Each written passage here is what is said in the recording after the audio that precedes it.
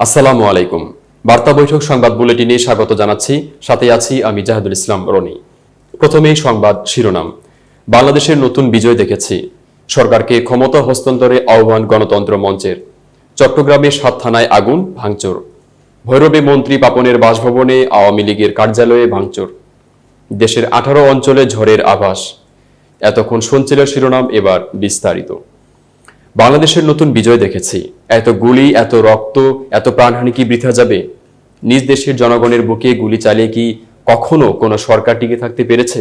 গত 1-1.5 সপ্তাহ ধরে মানুষের মুখে মুখে, মানুষের মনে মনে এ ছিল উদ্বেগময় প্রশ্ন। একের পর এক দিন যায়, বাড়ে প্রাণহানি, বাড়ে গণতন্ত্রের মাত্রা, বাড়ে গণগ্রেফতারের মাত্রা, বাড়ে রাস্তায় ছাত্র জনতার জোয়ার। এরপরও সরকার তার কঠোর অবস্থান থেকে এক বিন্দু সরে না। আমরা প্রশ্ন করে গিয়েছি, সরকার কেন দেশের লাখো লাখো তরুণের ভাষা পড়তে পারছে না? কেন জনগণের আকাঙ্ক্ষা বুঝতে পারছে না? সরকার কেন বুঝতে পারছে না দিন শেষে তার কি পরিণতি হবে? এই দাম্ভিকতা, উদ্যতা ও স্বৈরাচারিতার কি ফল হবে? কেন তারা বুঝতে পারছে না? হাই, ইতিহাস বলে ইতিহাস থেকে কেউ শিক্ষা নেয় না। গত রাতে যেন নেমে এসেছিল 1000 বছরের পুরনো সেই রাত। রোববার নতুন করে শতাধিক মৃত্যুর পর আজকে কি হবে সেই চিন্তায় ঘরে ঘরে মানুষের ঘুম আসে না। এতদিন পুলিশ সহ অন্যান্য আইন শৃঙ্খলা বাহিনী দিয়ে ছাত্র জনতার আন্দোলন দবানোর চেষ্টা করেও পারেনি সরকার। গতকাল দেশ জুড়ে অস্ত্রধারী নিজের দলীয় বাহিনী নামিয়ে যা করা হলো তা ছিল খুবই ভয়াবহ। সাধারণ ছাত্র জনতা রক্ত তো ঝরলই, উন্মত্ত জনতার হাতে শুধু এক থানাতে অনেকজন পুলিশ সদস্য নিহত হলেন। এটি ছিল খুবই অসহনীয়। এরপরও ঘোষণা দেওয়া হলো ঢাকায় ছাত্র জনতা লং মার্চ ঠেকাতে সর্বোচ্চ শক্তি প্রয়োগ করা হবে। ফলে আজ সকালে কি হবে এটি ছিল মানুষের মুখে মুখে। সারা রাত অনেকটা নির্ঘুম কাটিয়ে সকাল এলো। ফোন হাতে নিয়েই ফেসবুকে ঢুকে দেখতে থাকলাম আজকে ঘোষিত লং মার্চের কি অবস্থা। খুব একটা আভাস পাওয়া গেল না। কেউ বলছে মানুষ ঢুকছে, কেউ বলছে ঢাকার সকাল শান্ত। অনেকে ফোন দিচ্ছিলেন, রাত থেকে অনেকে পরিস্থিতি জানতে চাইছিলেন, অনেকে আবার বিদায় নিচ্ছিলেন এই বলে আর হয়তো দেখা নাও হতে পারে। সরকারকে ক্ষমতা হস্তান্তরে আহ্বান গণতন্ত্র মঞ্চের। গণতন্ত্র মঞ্চের পক্ষে বিজ্ঞপ্তিটি পাঠান নাগরিক ঐক্যের সাংগঠনিক সম্পাদক সাকিব আনোয়ার। এতে বলা হয়, 16 জুলাইয়ের পর থেকে আন্দোলনকারী ছাত্র জনতার উপর ক্রমাগত হত্যা ও গুলির মাধ্যমে সরকার মানবাধিকার লঙ্ঘনের অপরাধ সংঘটিত করেছে। সরকার এক মুহূর্ত ক্ষমতায় থাকা দেশের মানুষের জন্য হুমকি। সরকারকে সব হত্যা, সহিংসতার দায় নিয়ে অবিলম্বে ক্ষমতা হস্তান্তরে আহ্বান জানানো হচ্ছে। গণতন্ত্র মঞ্চের নেতারা বলেন, রোববার সারা দেশে প্রায় 100 মানুষকে হত্যা এবং হাজারো মানুষের উপর গুলি ও হামলা করা হয়েছে।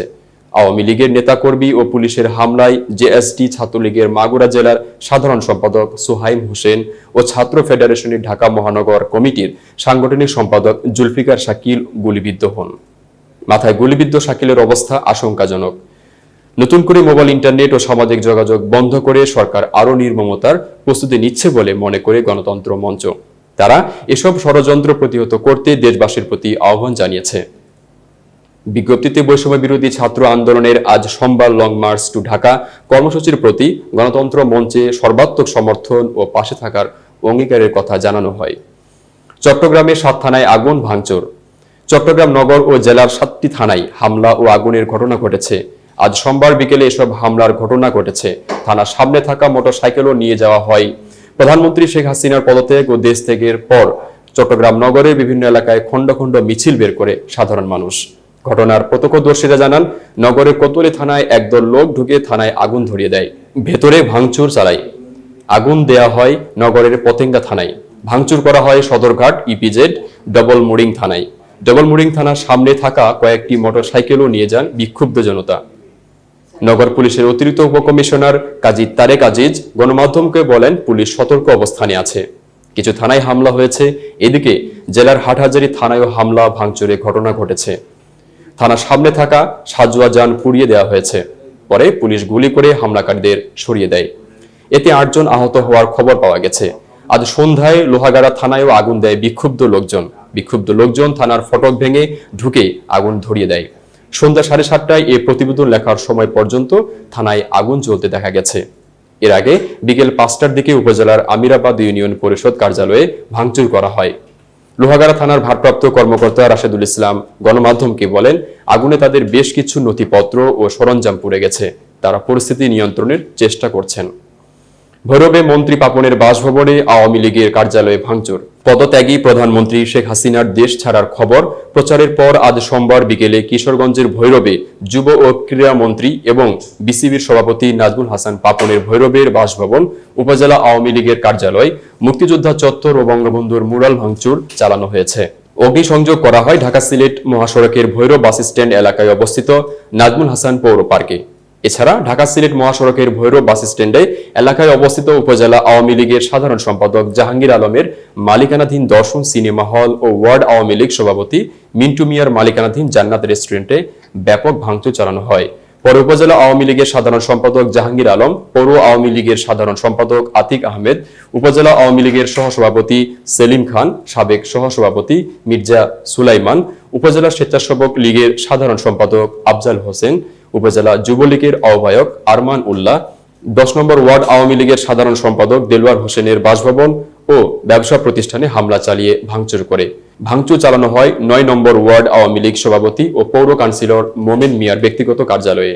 ভৈরব কয়লা মোকামে আওয়ামী লীগের নেতাকর্মীর অন্তত 15টি ব্যবসা প্রতিষ্ঠানে ভাঙচুর হয়। পাড়ায় পাড়ায় আওয়ামী লীগের অনেক নেতাকর্মীর বাড়িতে হামলা হয়েছে। উপজেলা আওয়ামী লীগ সাধারণ সম্পাদক জাহাঙ্গীর আলম বলেন, বিএনপির লোকজন বিনা বাধায় ভৈরবে অরাজকতা চালাচ্ছে, আগুন দিচ্ছে, কেউ থামাতে আসছে না। দেশের 18 অঞ্চলে ঝড়ের আভাস। আবহাওয়াবিদ মোহাম্মদ শাহিনুল ইসলাম জানিয়েছেন, রাজশাহী, পাবনা, বগুড়া, টাঙ্গাইল, ময়মনসিংহ, ঢাকা, ফরিদপুর, মাদারীপুর, যশোর, কুষ্টিয়া, খুলনা, বরিশাল, পটুয়াখালী, নোয়াখালী, কুমিল্লা, চট্টগ্রাম, কক্সবাজার এবং সিলেট অঞ্চলের উপর দিয়ে দক্ষিণ পূর্ব দিক থেকে ঘন্টায় 45 থেকে 60 কিলোমিটার বেগে দমকা অথবা ঝোড়ো হাওয়া সহ অস্থায়ীভাবে বৃষ্টি অথবা বজ্র বৃষ্টি সহ হতে পারে। এসব এলাকার নৌবন্দরগুলোতে 1 নম্বর পুনরায় 1 নম্বর সংকেত দেখতে বলা হয়েছে। অন্য এক পূর্বাভাসে বলা হয়েছে, মৌসুমী বায়ুর অক্ষের বর্ধিত অংশ পাঞ্জাব, হরিয়ানা, উত্তরপ্রদেশ, নিম্নচাপের কেন্দ্রস্থল, গাঙ্গেয় পশ্চিমবঙ্গ ও বাংলাদেশের মধ্য অঞ্চল হয়ে আসাম পর্যন্ত বিস্তৃত রয়েছে। এর একটি বর্ধিত অংশ উত্তর বঙ্গোপসাগর পর্যন্ত বিস্তৃত রয়েছে। মৌসুমী বায়ু বাংলাদেশের উপর মোটামুটি সক্রিয় এবং উত্তর বঙ্গোপসাগরে মাঝারি অবস্থায় রয়েছে। মঙ্গলবার রংপুর, ময়মনসিংহ, খুলনা, চট্টগ্রাম ও সিলেট বিভাগের অনেক জায়গায় এবং রাজশাহী, ঢাকা ও বরিশাল বিভাগের কিছু কিছু জায়গায় অস্থায়ীভাবে দমকা হাওয়া সহ হালকা থেকে মাঝারি ধরনের বজ্র সহ বৃষ্টি হতে পারে। এতক্ষণ বার্তা বৈঠকের সাথে থাকার জন্য ধন্যবাদ। নতুন নতুন তথ্য ও সংবাদ পেতে বার্তা বৈঠকের ইউটিউব চ্যানেল ও ফেসবুক পেজের সাথেই থাকুন।